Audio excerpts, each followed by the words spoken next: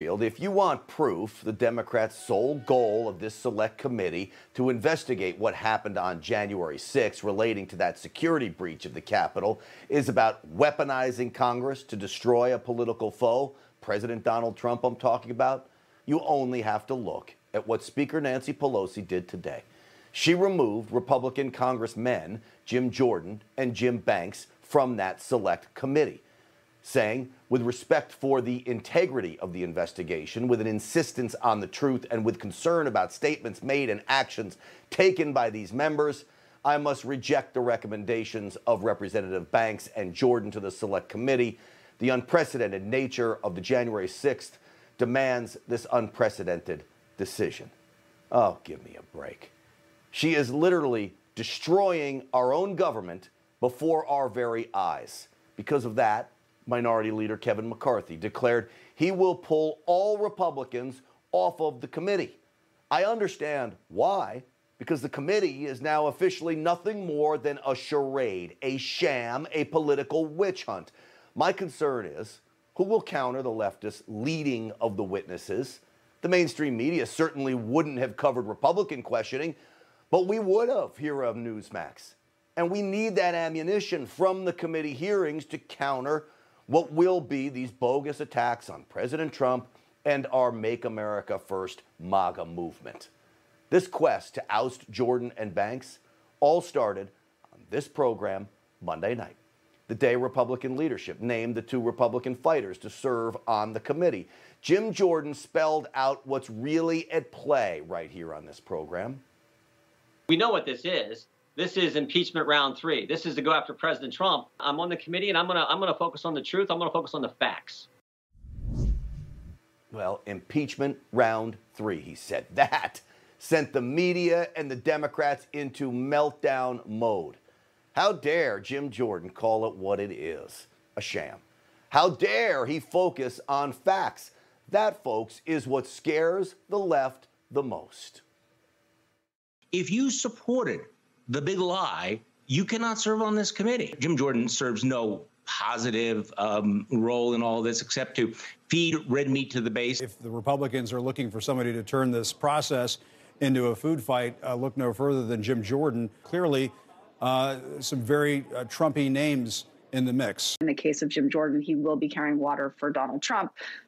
He alone is one of the most disruptive members of Congress and will do as much as he possibly can to hijack this and be theatrical. They call him disruptive because he simply tries to get to the truth, something the Democrats know nothing about. So as you can imagine, that Marxist anti-Trump mob you just watched there, well, Nancy Pelosi bowed to it. The quintessential hyper-partisan politics as usual. Speaker Nancy Pelosi, of course, as I mentioned, kicked Jordan and Banks off the committee. In a nation where the minority party is supposed to keep its right to at least take part in the governance of a nation, Pelosi ignores what is right and just for politics. The bottom line is Minority Leader Kevin McCarthy has a duty now and a right to choose whoever he wants to serve on the Select Committee to investigate January 6th. But Nancy Pelosi doesn't care. She's not going to let him. She's not about doing what's right. She only cares about 2022 and ultimately destroying President Trump before 2024. It's not going to happen, though, much to her dismay. You see, Jordan and Banks responded to their ousting earlier today, and they responded firmly. She knows that we were prepared to fight, to get to the truth, to find the facts about what happened on that day to make sure that January 6th would never happen again. I don't think they're going to address the fundamental question. The fundamental question of why wasn't there a proper security presence at the Capitol that day? They're not going to address that. And only one person can answer that question. Only one. Speaker of the United States House of Representatives. If Capitol Police would have stopped anybody from going in, we wouldn't be here. Here is what needs to happen, though. Republicans need to stop running from January 6th. Stop being afraid of the media lies and attacks on anyone who raises common sense observations. January 6th wasn't an insurrection. No one had firearms. The destruction was minimal, and it was nothing compared to the left-wing riots we see daily. Should it have happened? No, we all agree on that. The violence should never have happened either. But let's call it what it was, and not an insurrection. That's why Kevin McCarthy announced he's going to call his own investigation into January 6th. This needs to happen. Now, it's true, Republicans will lack subpoena power and the ability to compel witnesses to testify.